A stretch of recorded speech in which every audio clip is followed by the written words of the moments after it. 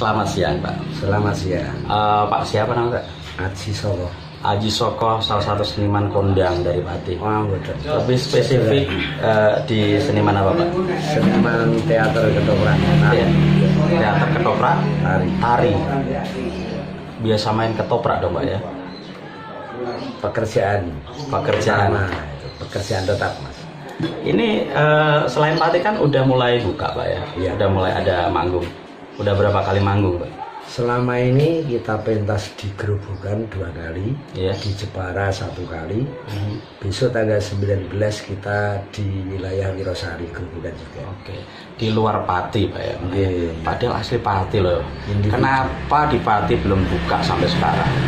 Saya juga masih bingung. Saya penggemar ketoprak juga soalnya, Pak. Saya juga merindukan ketika ada ledek joget kayak gitu, nyawer kayak siko. Mungkin ngeten, Mas, mungkin karena kebijakan pemangku jabatan Iya. dengan adanya aturan yang sangat tumpang tindih, mohon maaf. Tumpang tindih. Ya seperti ya mungkin teman-teman sering mengutarakan nek kono dibuka iki dituke iki ora itu ora ngoten. Iya. Itu kan berarti kan sebuah aturan yang sangat tumpang tindih sekali. Iya. Nah, nanti kata kita studi banding dengan sewu untuk di wilayah kabupaten lainnya, walaupun toh ada gerakan waktu dalam arti pentas siang di Parengno, itu kan bagus sekali. Iya. Nanti kata ada kebijakan seperti itu karena ngeten nun sewu, kesenian itu adalah mediator, stabilisator, kan gitu. Iya. Pemerintahan baik swasta maupun pemerintahan secara periodik. Baik dari pemerintah maupun swasta. Contoh misalnya kesenian juga sebagai penggerak ekonomi. Betul. Ya, penggerak ekonomi artinya dibuka pasar. Ya biasa saja nih. Setiap hari ada pembeli beras 1 kilo, tapi kan dengan adanya pergerakan ilmu, dengan adanya wong duwe gawe lah artinya nih. Banyak sekali rakyat kecil yang kepengen syukuran, tasakuran, pernikahan, khitanan, walimatul urus dan lain sebagainya. Nanti kata itu diperbolehkan dengan konteks boleh nanggap origin, dengan konteks boleh pakai padi-padi, boleh pakai sound. Saya pikir itu akan lebih megah dan mereka rakyat kecil juga akan mendatangkan tetangga-tetangga yang waktu itu pernah beliau juga dipanggil untuk ulem kan untuk datang sebagai undangan kan ngoten. Itu saya yakin pasar yang awalnya pembeli 1 kilo bisa lebih dari 100 kilo, berarti kan itu sebuah pergerakan ekonomi. Iya.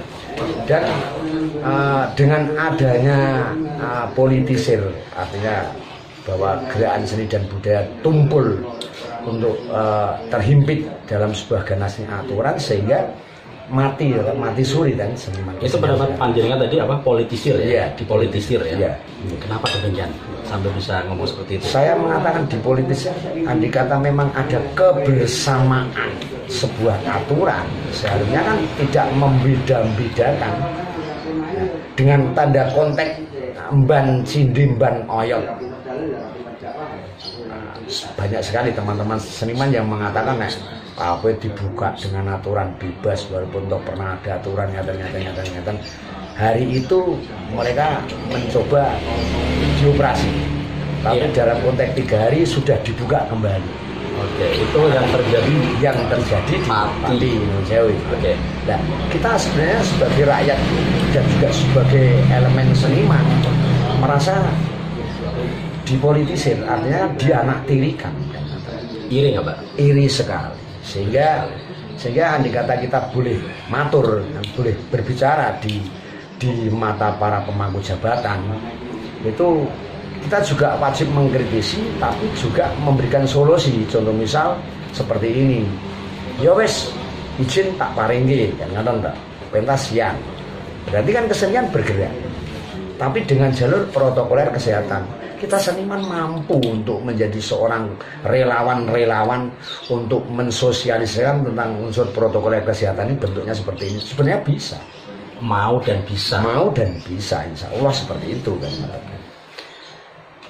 Dengan adanya aksi seni kemarin, itu sebenarnya kita tidak makar aksi, betul. Tapi kita sebenarnya hanya kepingin menuntut kepada kebijakan-kebijakan pemerintahan supaya seniman dikembalikan untuk bekerja kembali, walaupun toh koridor hukumnya harus dengan protokoler kesehatan, harus dengan statement-statement yang dengan aturan-aturan seperti itu kan. Oke, kan ini kan ada virtual Pak, itu sistem dari pemerintah sendiri memberikan wadah virtual itu bagaimana kepada seniman? Perlu diceritakan juga itu. Dari sisi program saya acung jempol Mas, dari sisi program. Tapi kan dari sisi pemerataan saya pikir kurang benar, sebab satu, menurut saya tidak ada sosialisasi. Dua, bentuk virtualnya seharusnya paling tidak kita berkaca. Jangan disamaratakan konteks di Solo, di Jogja dengan konteks di Pati. Artinya seperti ini. Ada wacana yang mengatakan bahwa Pati adalah ikon ketoprak. Betul. Ikon budaya kan. Padahal di dalam ikon ketoprak, dinas itu memberikan izin yang berupa idakop itu lebih dari 40 anggota, 48 anggota lebih grup. Setiap satu grup itu harus dilaporkan dengan anggota minimal 20, maksimal bisa lebih dari 70 orang setiap satu grup. Sebuah contoh, grup ketoprak ini, ketoprak A, B, C, D itu setiap anggota minimal harus 20 sampai 70 orang. Terus dengan adanya virtual tunggal yang diadakan di dinas itu artinya kan seperti ini. Yang akan berangkat nanti dijadwalkan oleh ketoprak anggota itu, tapi yang datang hanya 10 personel, 1 ilustrasi, 2 pemain, 3 teknis dekorasi dan lighting. Loh, dengan keseragaman ini kan yang namanya virtualnya ketoprak itu ada panggungnya, lightingnya, gitu, ada tukang dekore, ada pemainnya, ada ilustrasi yogone, enten sone, terus enten kru tenaga kerjanya. Lah nek hanya 10 orang, kita bagi menjadi 10 orang, itu bagaimana kita bisa menyikapi satu. Untuk yang kedua, virtual kalau hanya di kabupaten, di kebudayaan kabupaten, terus lainnya akan mendapatkan jadwal berapa? Kenapa tidak per kecamatan diadakan virtual?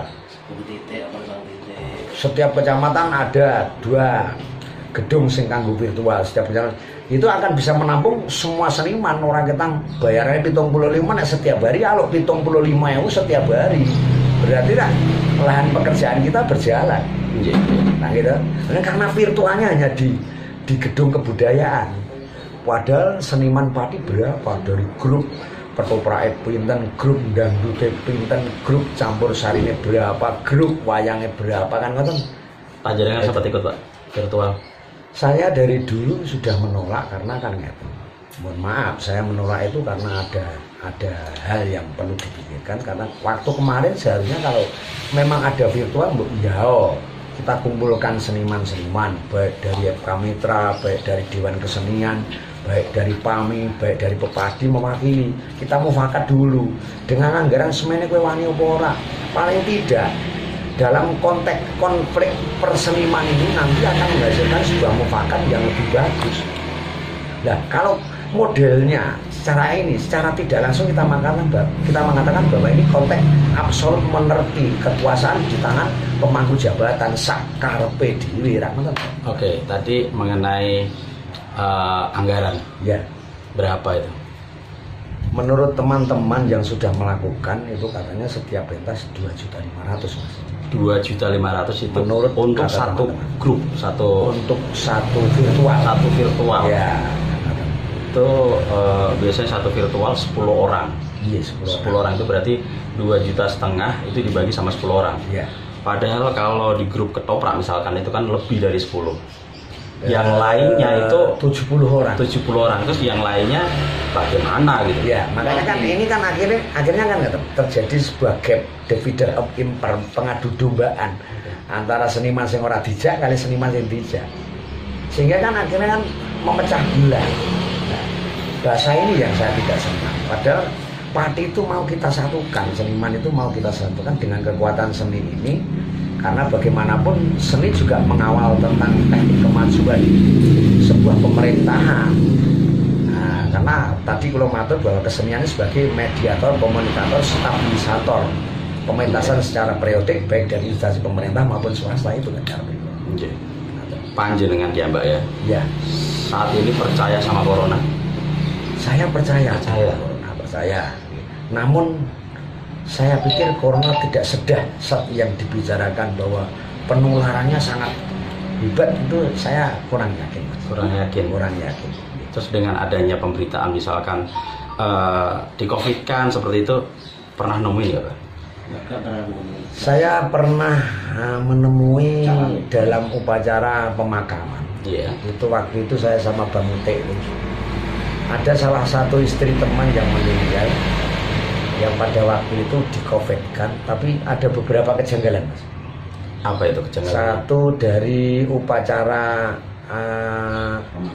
pemakaman itu pertama itu buat lubang sing duduk niku dari rakyat jelata. Dua, ketika arwah almarhum mau dikebumikan itu disolatkan dengan jarak 3 meter. Yang mensolatkan seniman masyarakat pada umumnya. Terus yang ketiga yang paling fatal, ketika jenazah mau dimakamkan itu langsung rakyat biasa yang azan di situ. Ada syutingannya, ada rekamannya itu. Yang rekam teman saya juga merekam itu. Itu yang menjadikan sebuah pertanyaan, kalau memang itu di COVID kan seharusnya kan semua upacara protokoler kesehatan kan harus ditangani dari pihak rumah sakit.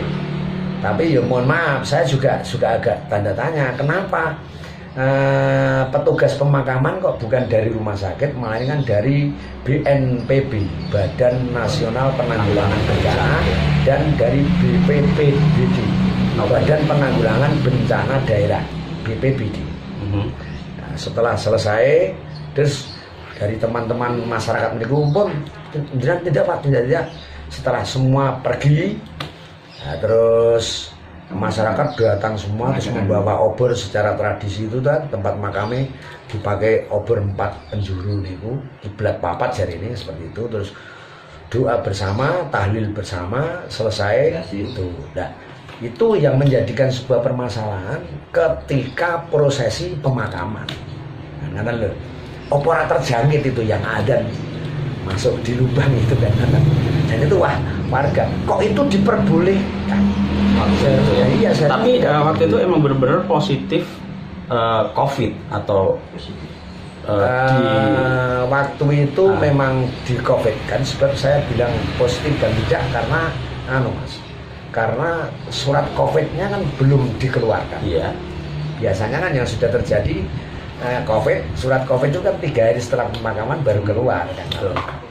Nah, saya mau menanyakan tidak berani, itu kurang berani karena mungkin dari pihak rumah, pihak keluarga sudah mau menerima bahwa keluarga ini di-COVID-kan. Tapi yang menjadikan sebuah perasaan sangat sedih itu ketika melihat anaknya yang 1 minggu tidak melihat ibunya yang meninggal itu. Saya melihat histeris, nangis, sedih sekali itu. Karena tidak bisa melihat ibunya, tahu-tahu ibunya tidak langsung disampaikan di rumah, tapi langsung ke pemakaman. Kesimpulannya, ketika melihat hal seperti itu, menurut sampean gimana? Artinya saya hanya mengatakan seperti ini, Pak. Sebenarnya progres aturan pemerintahan itu yang benar bagaimana, dan aturan ini mau sampai kapan. Lalu kita seniman dan juga mewakili penggiat seni menanyakan, apakah memang prosedural aturan hukum yang seperti ini andai kata berjalan pada titik temu yang belum bisa kita temukan, apa tidak akan berakibat fatal terhadap kehidupan masyarakat dan juga kehidupan seniman. Saya takut andai kata nanti kan terjadi sebuah anarkis, terjadi sebuah permasalahan-permasalahan yang melanggar dengan koridor hukum pemerintahan. Itu saya takut, sebab ini sudah banyak terjadi hal yang seperti itu kan Pak. Gitu.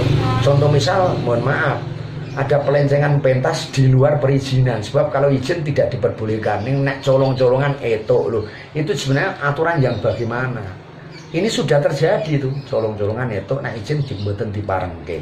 Lah, sebenarnya mengizinkan kan lebih enak. Wong iki yo anake wae. Seniman kan juga anak mereka kan diizinke, setelah diizinkan paling tidak kan ada aturan proseduralnya ngeten. Wong beliau juga seorang pemimpin gugus tugas. Protokoler mas, seniman kan bisa. Bahkan sekali lagi saya matur bahwa seniman itu bisa untuk menjadi garda di depan, untuk menjadi seorang relawan untuk mensosialisasikan tentang COVID tersebut. Yang terpenting ada titik terang lah ya. Iya. Untuk seniman itu sendiri gitu kan. Iya. Kita tidak melawan tentang aturan pemerintahan itu, kita tidak melawan. Tapi kita hanya menuntut pekerjaan kita kenapa harus dipasung. Kesenian saat ini terkikis dalam ganasnya alam, terhimpit sebuah aturan-aturan yang tidak tahu persis, sehingga masyarakat kecil baik seniman pun tidak percaya dengan aturan-aturan itu, mulai tidak percaya.